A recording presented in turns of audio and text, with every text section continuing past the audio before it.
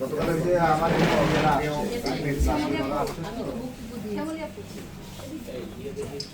বসেন না সবাই বসেন স্যার আমরা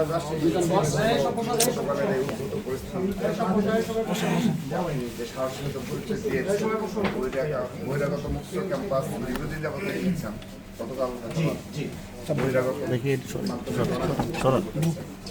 এই বিষয়টি বারবার তাদেরকে বোঝানোর চেষ্টা করি যে আমি একজন গভর্নমেন্ট অফিসার, আমি এখানে কারো পক্ষেও না বিপক্ষেও না, তো আপনারা কেন আমার সাথে এই আমাদের দলেও কেউ যুক্ত নিশ্চয় সাধারণ শিক্ষার্থীদের সংগঠন হিসাবে আমরা আপনাদের পাশে রয়েছে।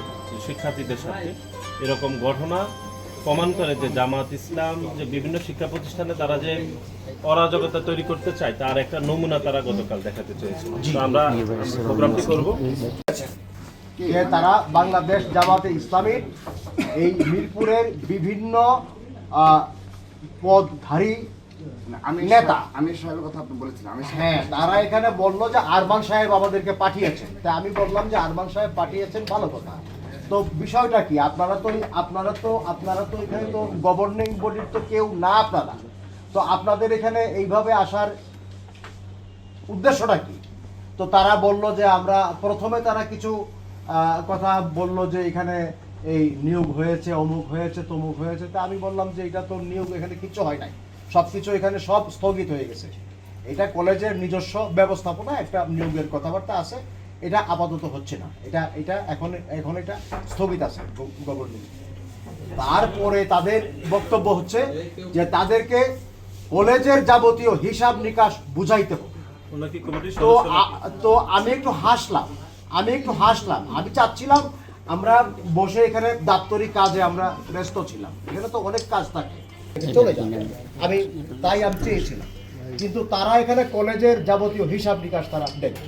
তখন আমি বললাম যে ভাই, কলেজের হিসাব নিকাশ দেখার আপনি তো কেউ তো না, কারণ কলেজের হিসাব নিকাশ দেখবে হচ্ছে আমার গভর্নিং বডি আছে, এখানে জাতীয় বিশ্ববিদ্যালয় আছে, মিনিস্ট্রি আছে, ডিজি অফিস আছে, তো আপনি তো এটা চাইতে পারেন না। তখন তারা উত্তেজিত হয়।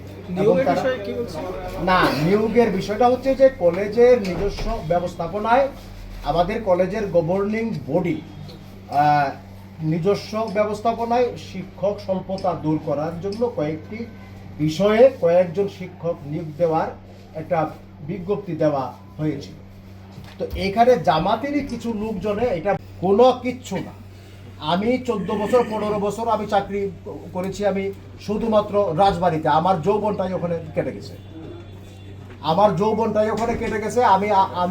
আমার ইয়ে হলো যে আমি আওয়ামী বিরোধী, আমার নামে বিভিন্ন মামলা, ওই যে ধানমন্ডি থানায় আমার নামে মামলা আছে, এখনো আছে, জিডি করা আমার নামে।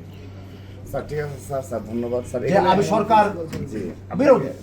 এখন বিষয়টা হচ্ছে যে আমার কাছে তো মনে হচ্ছে যে আমি আওয়ামী লীগের সময় যা হয়েছে ফ্যাসিস্টের আমল, এখন ক্ষমতায় আছে বিএনপি, তো এখন জামাতের একজন এমপি খামাখা, আমি একজন প্রিন্সিপাল, আমি ওনাকে বললাম যে আমি একজন গভর্নমেন্ট অফিসার, আমি একজন প্রফেসর, আমি একজন প্রিন্সিপাল, আপনি কি আমার সাথে এইভাবে কথা বলতে পারেন?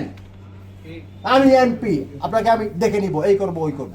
তা এখন আমি বললাম যে এমপি সাহেবের কাজটা কি স্যার? একজন এমপির কাজটা কি? একজন এমপির কাজ কি একজন প্রিন্সিপালের সাথে এইভাবে কথা বলা, ব্যবহার করা? আপনি এসব কি করতেছেন? আমি কাউকে বলতে আমি চাই নাই, কাউকে না, কিন্তু আমাকে উনি বাধ্য করছেন।